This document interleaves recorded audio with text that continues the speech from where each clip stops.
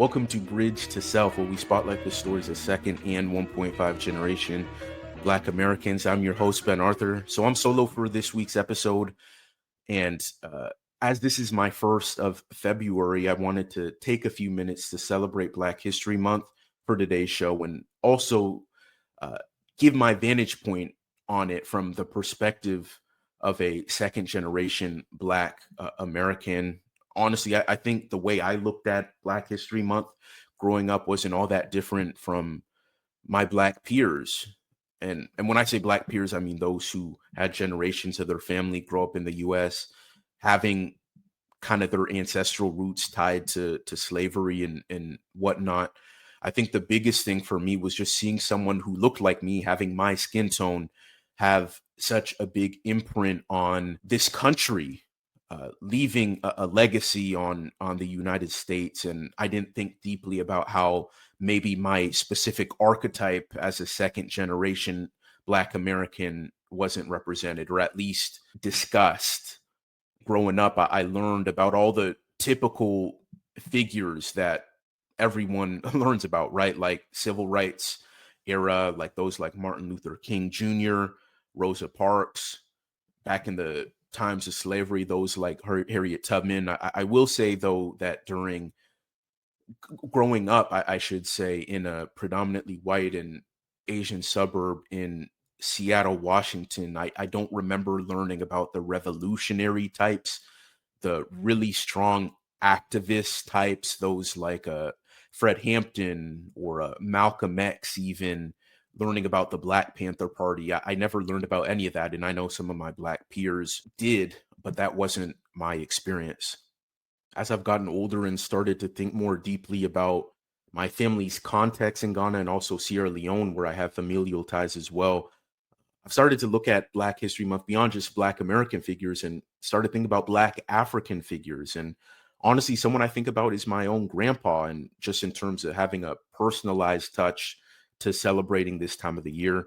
So my maternal grandfather, Patrick Kwame Kusi Kwedu, was a Ghanaian politician. He came up from a very, very small village to become one of the most respected politicians in the country. He served on the first parliament of Ghana after it gained its independence from the British.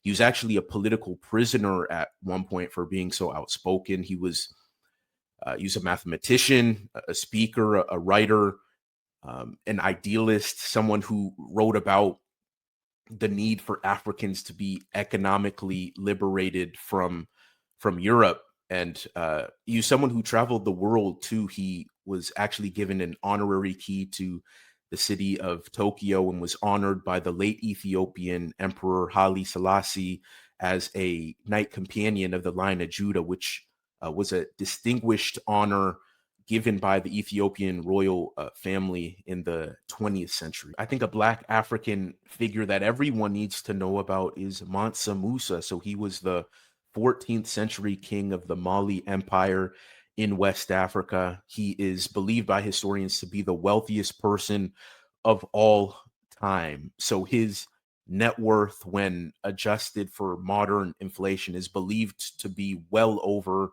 400 billion.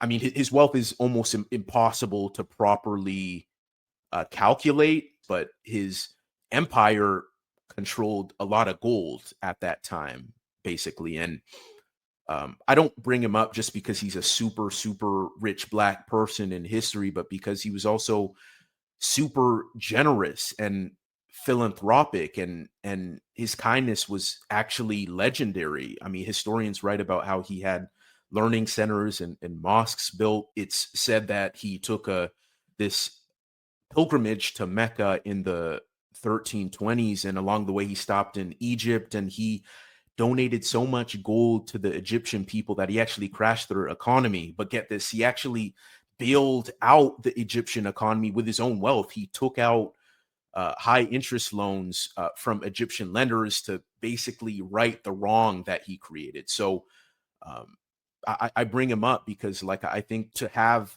someone like that spotlighted in Black History Month, not only a Black person who happened to be the wealthiest person ever, but was also historically kind, is worthy of praise. In doing some digging, I was actually pleasantly surprised to learn that during the civil rights era, there were second generation Black Americans who played key roles.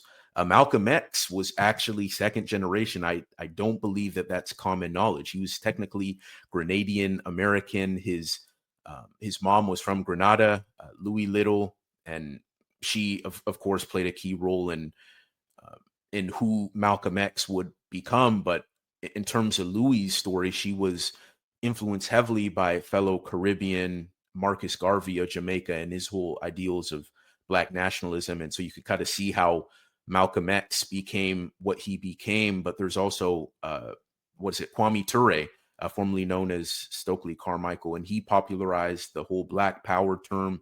And he was 1.5 generation. He was born in Trinidad and moved to the U.S. when he was 11 years old. And then even Shirley Chisholm, she was the first Black woman ever elected to Congress in 1968. She actually ran for president in 1972.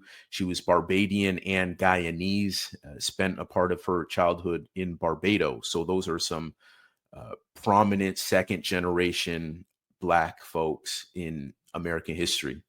To kind of wrap my thoughts in a bow, I think we need to expand the way that we look at Black History Month in this country.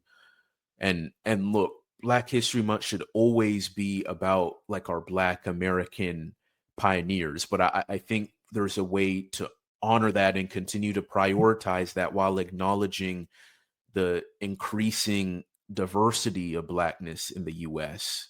just throughout the diaspora, and just in terms of the figures that we're looking at. I mean, I was doing some research. The Pew Research Center says that more than 20% of the Black population in the U.S. is either an immigrant themselves or the child of an immigrant. And then by 2060, more than a third of the Black population growth in the U.S. will have ties to immigration.